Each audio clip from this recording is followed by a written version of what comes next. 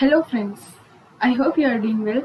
I am Palak and currently I am pursuing MTech in IT from IIPS DLV Indore. This video is a part of my college assignment and is created under the guidance of Mr. Sunny Raikwar sir. इस video lecture में हम computer network के एक basic concept framing और उसकी method character count को discuss करेंगे। तो हम स्टार्ट करते हैं डेटा लिंक लेयर से।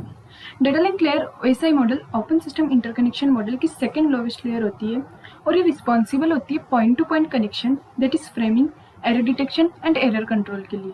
Now what is framing? Basically framing एक ऐसा कॉन्सेप्ट है जो हमें डेटा लिंक लेयर में देखने को मिलता है।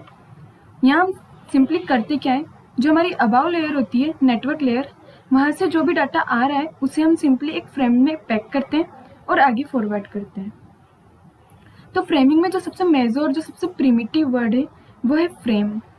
तो फ्रेम होता क्या है और ये दिखते कैसे है, तो हम इसका एक बेसिक स्ट्रक्चर देखेंगे।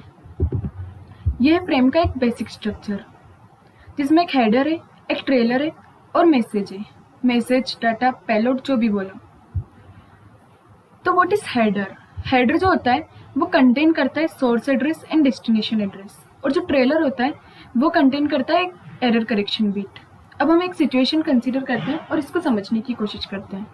सपोज हमारे पास ये एक लैन है और 4 होस्ट हैं, A, B, C and D। ये चारों हमारे होस्ट हैं।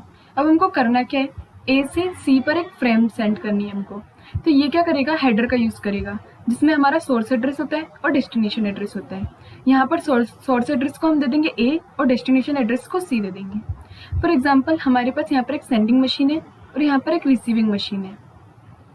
सबसे पहले जो नेटवर्क लेयर होती है वहाँ से एक पैकेट जाएगा डेटा लिंक लेयर पर और वो फ्रेम में कन्वर्ट हो जाएगा, जिसमें एक हेडर होगा, एक ट्रेलर होगा और एक मैसेज होगा। हेडर में वही हमारा सोर्स एड्रेस और डेस्टिनेशन एड्रेस होगा और ट्रेलर में एरर करेक्शन बीट। फिर वो रिसीविंग मशीन पे जाता है फ्रेम, और फिर नेटवर्क लेयर पर जाकर वो पैकेट में कन्वर्ट हो जाती है और फिर वो रिसीव हो जाती है। अब हम देखेंगे methods of framing.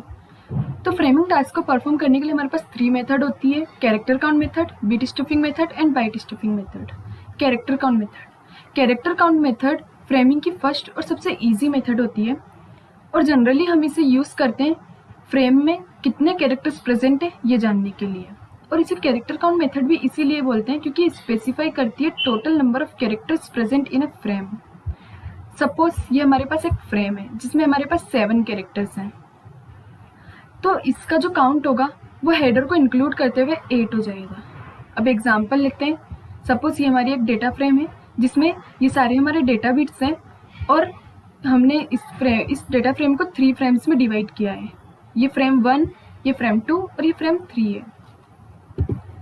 First frame में 4, 3, 6 और 2 हमारे डेटा बिट्स हैं और जो 5 है वो हमारा कैरेक्टर काउंट है। सिमिलरली सेकेंड फ्रेम में 7, 3 एंड 1 हमारे डेटा बिट्स हैं और 4 हमारा कैरेक्टर काउंट है।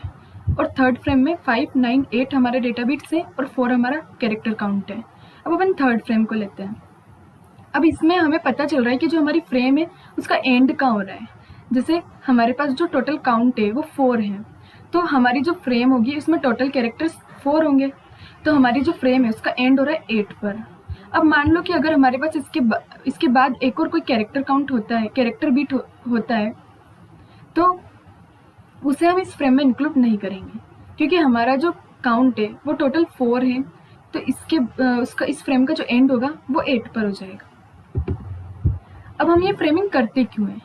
हम ये फ्रेमिंग इसलिए करते हैं क्योंकि रिसीवर को पता चले कि जो फ्रेम है उसका एंड कहाँ हो रहा है और जो कितने कैरेक्टर्स उस फ्रेम में प्रेजेंट है।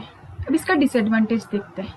इसका डिसएडवांटेज ये है कि जो कभी कभी ट्रांसमिशन एरर की वजह से जो हमारी काउंट है उसमें गड़बड़ हो जाती है। फॉर एग्जांपल ये हमारी डेटा फ्रेम है, इसे हमने 3 पार्ट्स में डिवाइड किया है, फ्रेम 1, फ्रेम 2 एंड फ्रेम 3। अब फ्रेम 1 जो है उसमें हमारा काउंट 4 है, फ्रेम सेकेंड जो उसमें हमारा काउंट 5 है और जो फ्रेम थर्ड है उसमें हमारा काउंट 5 है। अब मान लो कि अपना जो सेकेंड फ्रेम है उसमें काउंट 5 की जगह अगर 7 हो जाता है तो क्या प्रॉब्लम होगी। अब जो हमारी फर्स्ट फ्रेम है उसमें हमारा 4 काउंट है, तो हमारी जो फर्स्ट फ्रेम है उसका एंड होगा 6 पर, और जो सेकेंड फ्रेम है उसमें हमारा काउंट 7 हो गया है, तो हमारी जो सेकेंड फ्रेम उसका एंड होगा 1 पे। और जब हमारी थर्ड फ्रेम है उसका काउंट होगा 4 हो जाएगा उसका काउंट।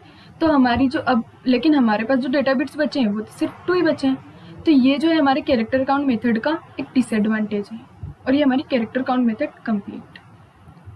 Thank you.